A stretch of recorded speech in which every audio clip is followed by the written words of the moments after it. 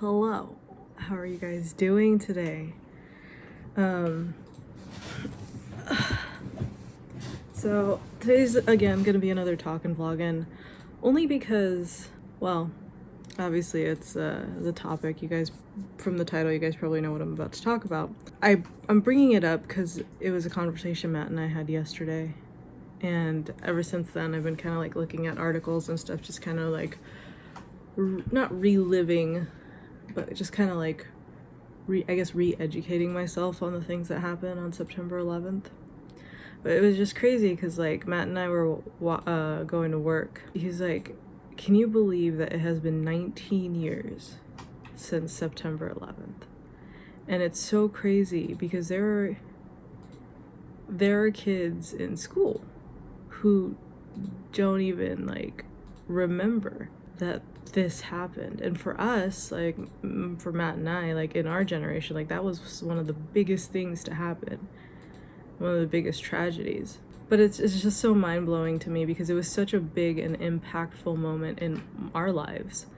And to think that there are like people in this generation that don't even like really remember it, or maybe not even know about it. But it's just crazy to think how that works, you know, because there's a lot of things Matt and I don't know about, we never experienced. The year we were born, right, is 1989. The Berlin Wall coming down. That was a big moment, and a lot of people probably remember like when they heard that, or like when they heard about it, and we don't even remember. Like I was like freshly born at the time when it all happened, because that was in 1989, I believe.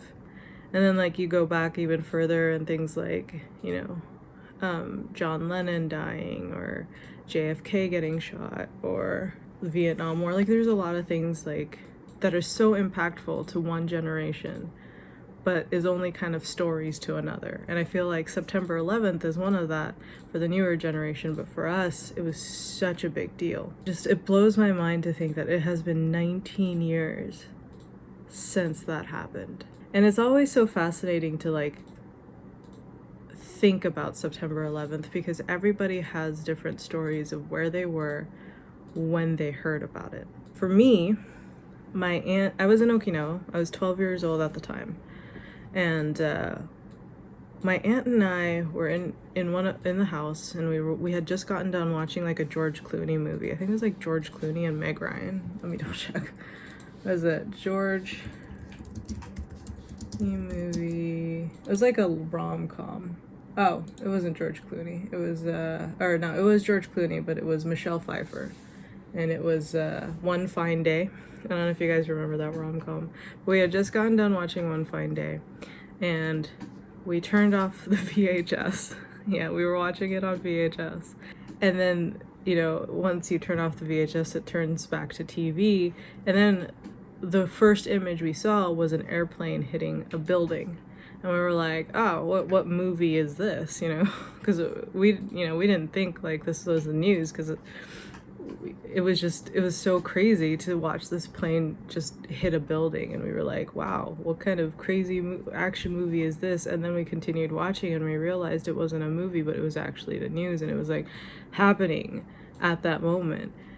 And it was nighttime for us, but obviously morning for New York City. And it was just, I think for me as a 12-year-old, that was probably one of the most shocking things to witness. Because at the time, in my 12-year-old brain, like I couldn't even fathom such a like people could bring about such tragedies. Like obviously wars and stuff I knew had happened. I've read history books and stuff like that. But for me in that moment, like I said, the wars and stuff were just history. It was just stories. But like to actually see that amount of like that magnitude of something tragic happening right before my eyes was such a shocking moment to me. It was probably about maybe 10 or 11 o'clock at night, and at this time my dad wasn't living with us. He was living in Okinawa, but he wasn't living with us. And so I immediately called my dad. I had to call him maybe 2 or 3 times because he was asleep when I was calling him. And then finally he picks up his phone. He finally picks up his phone and he's like, what? And I'm like, Dad, turn on the TV. He's like, what? And I'm like, Dad, you gotta turn on the TV. Something is happening. 2 planes hit a building. I was like in like hysterics. I was like, as a 12-year-old, I was trying to explain to him this crazy thing that I just saw, but I couldn't get the words out quite good. And so I finally convinced my dad to get out of bed and turn on the TV.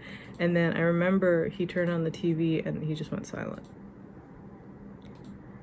And for a while, he just sat there in silence, probably shocked, obviously shocked. And I don't really remember anything or the conversation following. I don't know how my dad talked to me about this or anything at that moment. But I remember my dad being like, I'm gonna have to re-enlist in the military. And at that point, I was scared because I felt like my dad was gonna get sent to war and I was gonna lose my dad and all that kind of stuff. But I remember like, it was crazy. My dad was like, oh, this is gonna be a big war. Like this is bad. I remember that whole incident was such a big deal to me at the time because it really kind of shattered my naive, like the world is sunshine and rainbows and unicorn farts kind of mentality, you know? To see people hurt people in that way was such a big moment for me. As stories started to progress, you know, there were like stories of people in the planes that hit the Pentagon, and right before they hit the Pentagon, they were making phone calls to their loved ones saying, hey, you know, like, we're gonna take these guys down. We love you. And like, you know, voice recordings of that started to get played on the news and stuff. And like, I don't know, I just remember just being so overwhelmed with just how ugly the world could be and humans could be to each other. Sorry. It's okay. Sorry. Matt's alarm just went off. Laundry's done. Yay! Thank you. But I don't know. I think for me, I wanted to kind of talk about this because it just really blew my mind to think that it has been 19 years since September 11th. It's September 11th here in Okinawa. Obviously, our September 11th in the States was more like September 12th for us. So by the time this goes up, it'll be September 11th for you guys. But I think I wanted to just kind of talk about it, just remember that moment for me. I know it's so crazy, like I said, because everybody has a unique story as to where they were when all of this went down. And I would love to hear your stories in the comments below. Where were you when this happened? What was your thought process? How has it impacted you? Or how did it impact you? Yeah, just let me know in the comments below. It's so crazy to think it's been 19 years and next year it's going to be 20 years. It's crazy to me to think that I've been around for 19 years. Well, I've been around for 30 years, but I don't know. It's just crazy. Anyways, yeah, let me know in the comments below where you guys were and what your guys' thoughts were when it happened. Oh, here's an interesting thing. So after obviously September 11th, then we invaded like Iraq and stuff. And I remember like the few years following, I ended up in like mental hospitals and stuff for suicide attempts. You guys all know this. And it was crazy because while I was in the hospital, because I was in the mental hospital on the military base and the naval hospital, and this was like a few years after September 11th happened. We had a lot of military members who were deployed in Iraq and Afghanistan who had PTSD and who saw traumatic, because that was like the height of the war, you know? And we had a lot of troops come back to Okinawa and get put in the mental hospital. And I remember this kid who came back. He's younger than I am now. He was probably like 20, maybe early 20s, maybe not even. But I remember he was catatonic. Like he couldn't even talk. Like he couldn't get words out of his mouth. I remember he would just sit there in a corner just staring off into just like nothingness. And people would try to talk to him, but he would just like, there's no acknowledgement. Like I don't know what he saw while he was over there, but it was so scarring that it left him catatonic. And I just remember my heart breaking for him. And I had a part-time job with my dad because my dad worked in an engraving shop on base where they made engraved plaques for trophies and stuff. But one of the things that they engraved were dog tags for military members. And I remember one guy came in and he gave us a list of names with that were service members.